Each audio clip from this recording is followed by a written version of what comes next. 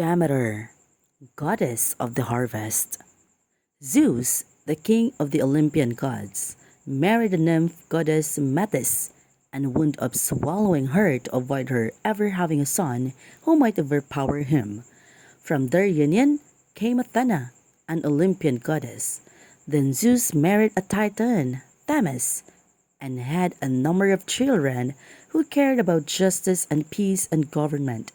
Then he married another nymph, Eurynome, a sister to his first wife, and she bore him 3 daughters with cheeks as round and fresh as apples, called the Graces. And then Zeus took a 4th wife. Ah, yes, his 4th wife. She was his sister, the goddess Demeter.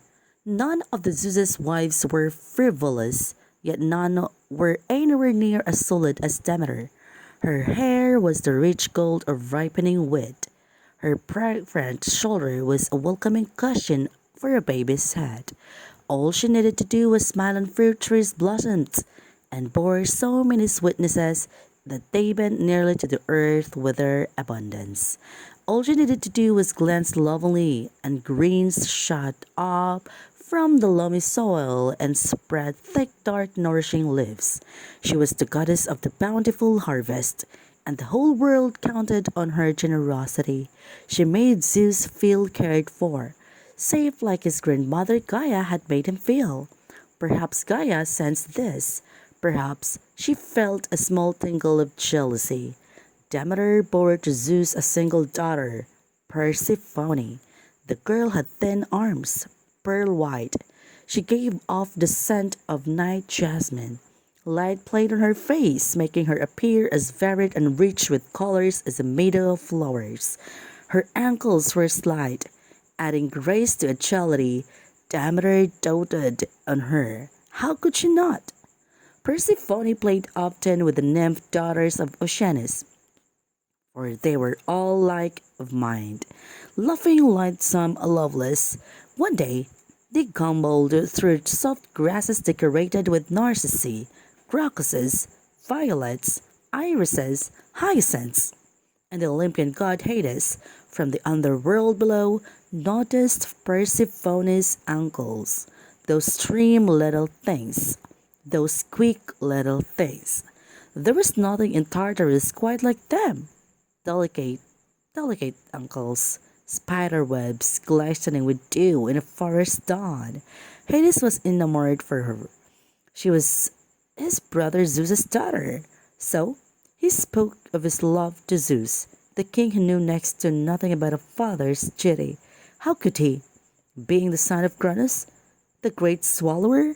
Zeus left the raising of his many children to his many wives. So Zeus turned to Gaia, Mother Earth, for help.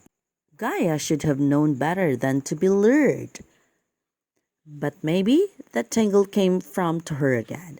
Maybe her eyes smarted just a little at the very name of Demeter. Gaia put forth the most radiant flower from the center of her being, a single root with 100 blossoms whose perfume wafted over the far seas. Persephone didn't have a chance. She reached for the treasure, and oh! The earth opened, and Hades grabbed her, snatched, gone.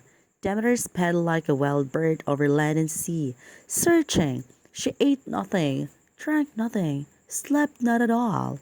Her cheeks grew hollow, her body gaunt. Greens turned brown, fruits withered to dust.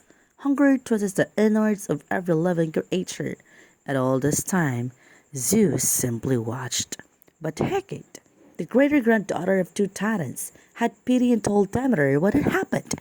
Demeter shrunk in upon herself, biting her own fists in rage and frustration. Not until life on earth was threatened with imminent famine did Zeus finally send his weak son Hermes to fetch the girl. And so, Persephone was returned to Demeter. But Hades had put in her mouth a single pomegranate seed, and the winsome girl would swallow it. Alas, because she had tasted anything, even this tiny morsel, on her brief and miserable stint in the underworld, she was obliged to spend 1/3 of every year there as Hades' wife. The other 2/3 of the year she spent with her mother Demeter. Hence, the earth sprouts and flowers and fruits through spring and summer and autumn, when Demeter and Persephone hold hands in the fields.